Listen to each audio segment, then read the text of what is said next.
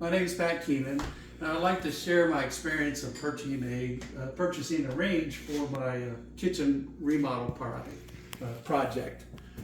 I bought this range through Lowe's. It's a GE range. As you can see, it looks pretty nice. I wish this video was to tell you about how nice it worked, but I've never actually got to use it. What you're really looking at here is a $1,600 paperweight. And actually it doesn't even do that very good, as you can see. Anyway, I purchased this right around the end of May, and it got here right around, I think, second week of June. The reason, I bought a gas range is I've always wanted one. And, I kept thinking, well, do I want gas or electric? The problem is I don't have gas in the kitchen. And so, in order to get the gas range, I was going to have a gas line put in. So I decided, well, I'm going to go ahead and buy the range. That way I'm committed to putting the gas line in. So I get the range, they deliver it. And when they deliver it, the delivery guys, I don't know if you ever had freight delivered, but most of the time they drop it at your front door. They might even drop it at the end of the driveway. They sure have a nice day. They actually bring it in and offer to unpack it and haul off the packing. I mean, wow, that's really nice. But later I found out the true motive of that and what the policy is for Lowe's for returning their appliances. Anyway, so it's going to take a little while to get a gas line put in. So I go through the process of getting my gas line in. It takes about a week and a half or so. I finally do get that done, and I get, I'm excited. I'm ready to hook it up. I go to the hardware store and buy me a little appliance connection kit for hooking up gas appliances. And I bring it home, and it comes with everything you need to hook it up. And in it is a little bottle of solution that they call Big Bubble, and you're supposed to use it to check your connections. So I hook it up to my gas line, turn it on, put the Big Bubble on there, checking for any kind of leaks. It all looks good. I'm thinking, great, this is late in the evening after I got off work. So that I'm just waiting for the next day, excited to use it. The next morning I get up, I come into my kitchen and I smell gas. It was bad. So I turn off the gas, thinking, oh my gosh, I must have got something wrong with my connection. I'll have to check that. So that evening again, I come home from work and I turn the gas on, and again I use the Big Bubble and I start checking, and I did find a little leak. So I tightened it up, tightened the connection up, and it appeared that the leak had stopped. So at this point now I'm a little bit paranoid because leaking gas is a dangerous thing. I turn the gas back on, I wait several minutes, and I start smelling gas again. So, I don't really know what's going on, so I put this liquid on again, checking, and I cannot find any leaks in the gas line any longer. So, thinking to myself, well, they can't, it can't be the appliance. I mean, how would the factory send out a gas appliance that leaked gas? I mean, that is so dangerous. I mean, leaking gas, it can be catastrophic. You can have an explosion, loss of property, even loss of life. I'm thinking, these things gotta be tested thoroughly before they leave the factory. They would never send an appliance out with a gas leak. So I decided to order this handy little gas detector to see if I could maybe pinpoint where the gas leak was. So I ordered this. It came in overnight through Amazon, and I go to check it out and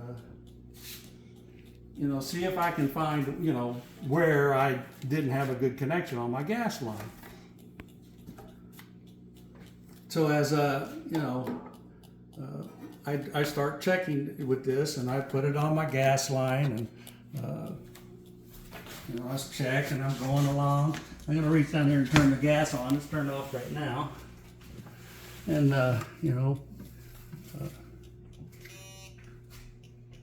I go down and I'm checking along the bottom here, along the line, because if it detects gas, it will start to beep.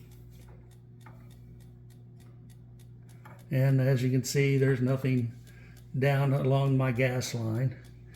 And I come up, and it since the gas has been off a little while, I start checking along the top here, and eventually, as it goes on,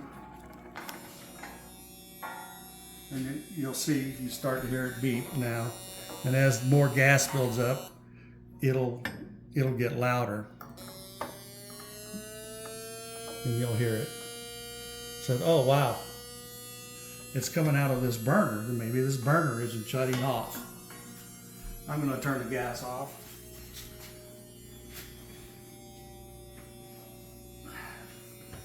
So at that point, I said, well, let me call Lowe's and let them know that I got a defective appliance. So I'll call Lowe's, and this is where I learned that their policy for returning appliances is it's got to be returned within the first 48 hours of purchase in their original packaging, unopened and undamaged. So this goes back to what I said originally about them coming in to offer to remove the packaging and haul it off. It's not a favor to you. It's them ensuring, I speculate, that you can't comply with their return policy, because once they open the package, you cannot return it. Of course, I don't know who buys an appliance and then returns it without opening it or looking at it. I mean, by the time you've looked for an appliance, you've already made a decision. You've gone through this process of making that decision. So Lowe's tells me you have to call the manufacturer. They're responsible for getting it fixed. So fine.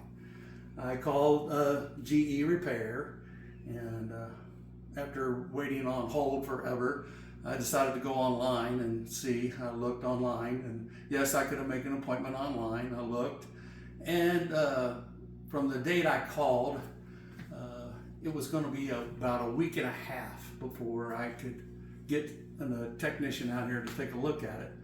Well, the day that they had available happened to be the day before I was going to leave on vacation. And I said, well, I got to get this looked at. I'm sure it's going to need some kind of part. They're going to have to order it. I'm going to be gone on vacation.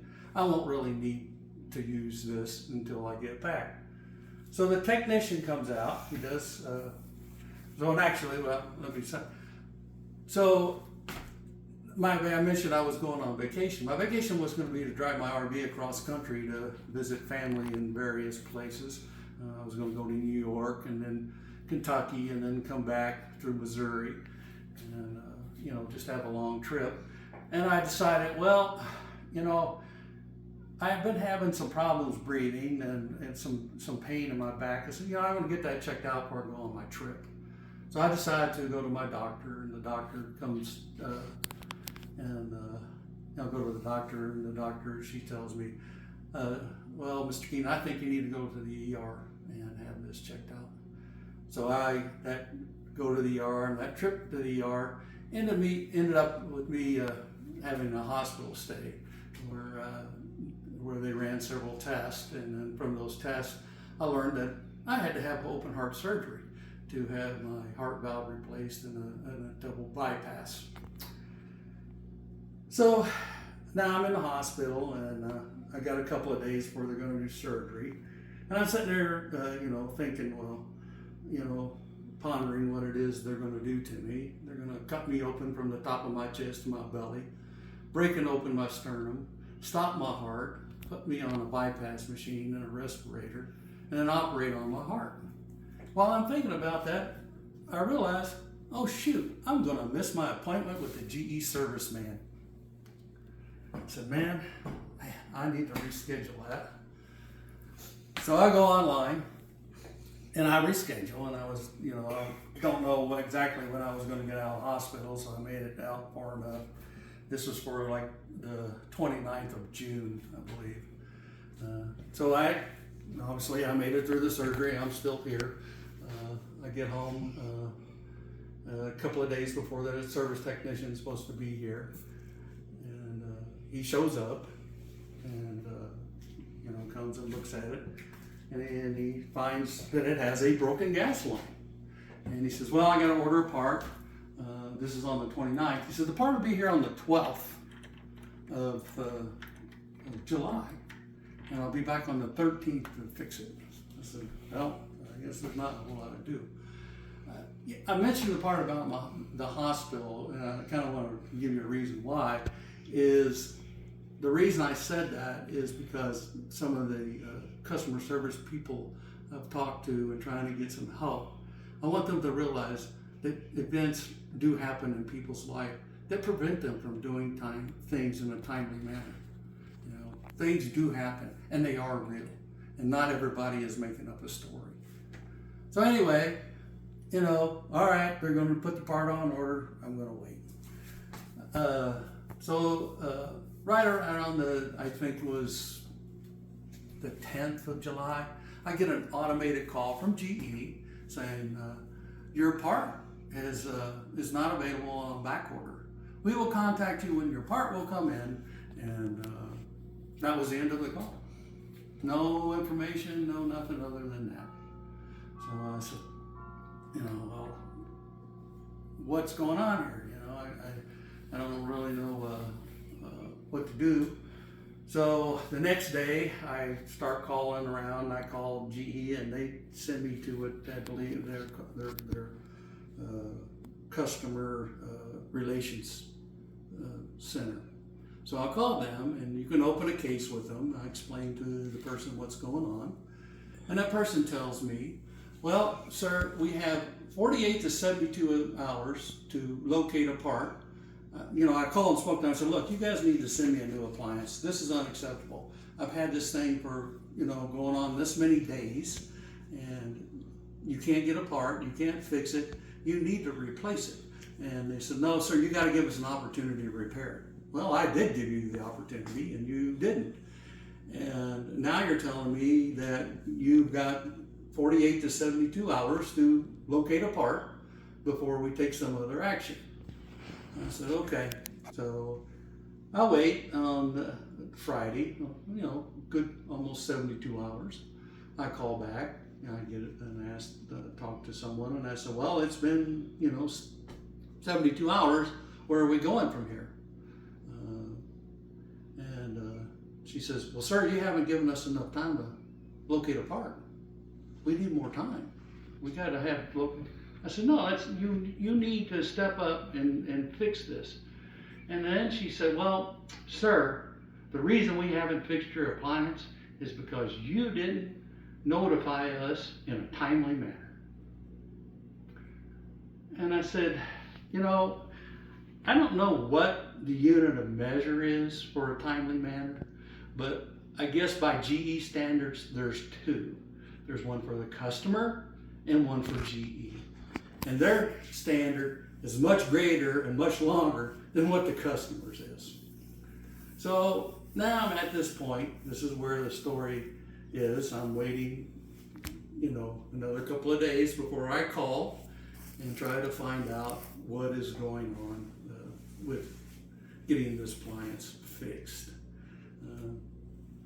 So the reason I'm putting this story out there is, the old adage, buyer beware. You can't, once you buy something, be aware, check. Make sure you understand return policies, understand things. In the case of Lowe's return policy for appliances, there is really no return policy. It is so narrow and so closed that most people would never be able to take advantage of it. I just wanted to share this story and, let people know. And like I said earlier, also for those people that are working as, help service people, and taking calls. I know that basically you work for a company and you've been set up to be a punching bag for people that call in listen to their complaints, and you probably hear every story there is out there about why this is going on or this. But not everybody is making stories up. Those stories are real, and there are reasons that truly happen that prevent us from being able to do things in a timely manner. Thank you.